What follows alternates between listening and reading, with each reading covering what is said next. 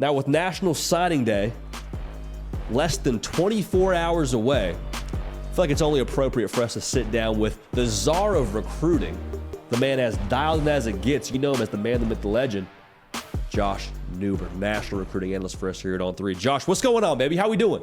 We are flying into National Signing Day. It kind of feels like a formality just so that we can turn the page to 2025, but I think this signing day, this late signing day, serves as more of a day of reflection. I think the early signing day is all about the excitement. You know, we're seeing some big flips. We saw a lot of action on the early signing day. Not so much on the late signing day, but it will be a great day, and we'll turn the page to 2025. Yeah, what are we expecting here, Josh? Is it going to be a lot of, movement within the On3 industry team recruiting rankings? Because it seems like pretty much all the hay is in the barn at this point. Are we going to see any commitments that kind of shake the rankings tree too much? Well, there was very few uncommitted unsigned. We do have some committed unsigned that we're waiting on, notably Terry Bussey. I'll talk about him in a minute. But over the weekend, Gatlin Baird took himself out of the equation of guys that we were watching heading into National Signing Day when he chose the Oregon Ducks over Michigan, the last uncommitted unsigned five-star of the cycle. And the Ducks land him. Their last commitment, how about that, JD? Their last commitment for the Ducks was their first five-star of the cycle. So a huge pickup. And, like I said, it kind of deflates a little of the excitement on National Signing Day, but we are tracking Terry Bussey. And Terry Bussey has been committed to Texas A&M, but he did not sign during the early period due to that coaching change with Mike Elko taking over for Jimbo Fisher. Now, he has jam-packed 2 official visits in 2 weekends. He took Georgia last weekend. He was at Texas A&M this weekend, and he found time to slam an unofficial visit to LSU in on Wednesday, just before he took off he went to Texas A&M. Now, he is committed to the Texas A&M Aggies, but LSU, I think, is the team that I'm watching heading into tomorrow. I think Georgia took a nice shot at him. Hey, why not take a big swing? But I think if anybody's going to flip him tomorrow, I think it's going to be LSU. We'll see what happens. A lot of the experts are saying this thing's 50-50 heading into tomorrow, and we are expecting him to announce at 10 a.m. Eastern tomorrow. Ooh, okay. So you and I will probably be at least about to get on the air, or maybe on the air when he announces? Yeah, I think that's the plan. I think either we'll hop on right. Usually these ceremonies, he's at Timpson High School in Texas, and usually these processes take like 15, 20 minutes. So, hey, if we start the show right at the top of the hour when he begins, it might be 10, 15 minutes into the show. But, yes, we expect it to happen around then. And he's making a quote-unquote final decision, even though he's committed to Texas A&M.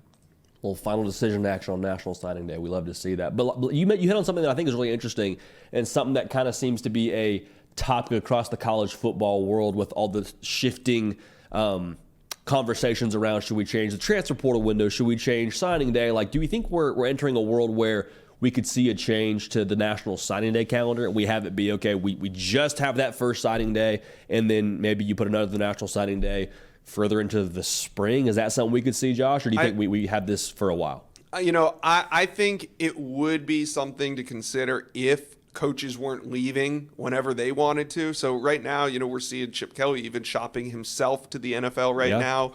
So as long as these coaches are moving around as much as they do, and there's nothing stopping them from moving, I don't know how we can ask the recruits to stop, when they've made a decision based on a coach. So we'll see what happens. It's getting crazier and crazier every year, but it does seem like the early signing period is the signing period for all intents and purposes now. So, Josh, this wasn't something you and I talked about before we got on air here. I want to just throw something at you. Tell me what you think about this. There's a really good article out by The Athletic. I think it's Ari Wasserman who wrote it.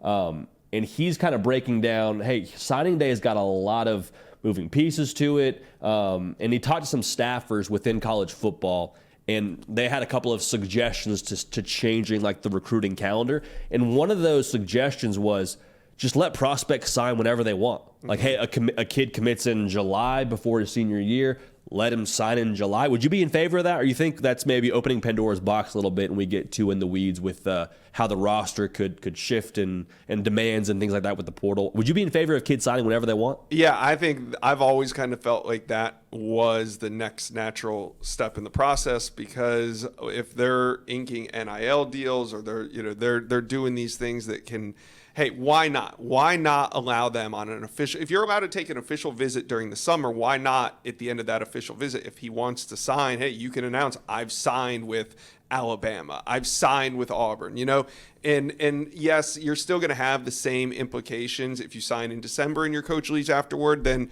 you're still going to have those same implications. We'll see what happens. I mean, hey, maybe we see a correction in the way that coaches are fired, because we saw what happened at Alabama, we saw what happened at Washington late. You almost lose your entire roster, and the portal's already closed. So. Yeah.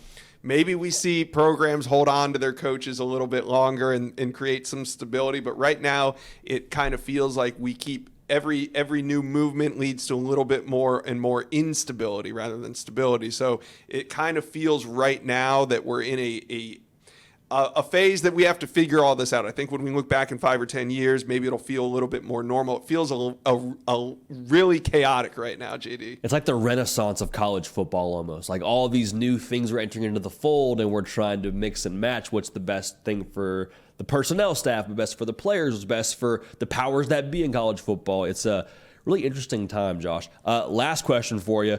Who do you think has the most to gain on National Signing Day tomorrow? Potentially LSU, if they can flip Terry Bussey. It would be their third flip of a Texas A&M Aggie.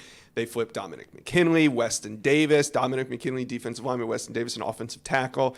And now they're working on Terry Bussey. So if there's one team tomorrow that can really make a name for themselves, I think it's LSU. And we know that LSU has already gotten a hot start to 2025, landing Bryce Underwood. They have 3 number 1 players at their position. We're going to have Chad Simmons on at the end. We're going to talk a little 2025 tomorrow on the National Signing Day show. It's only appropriate.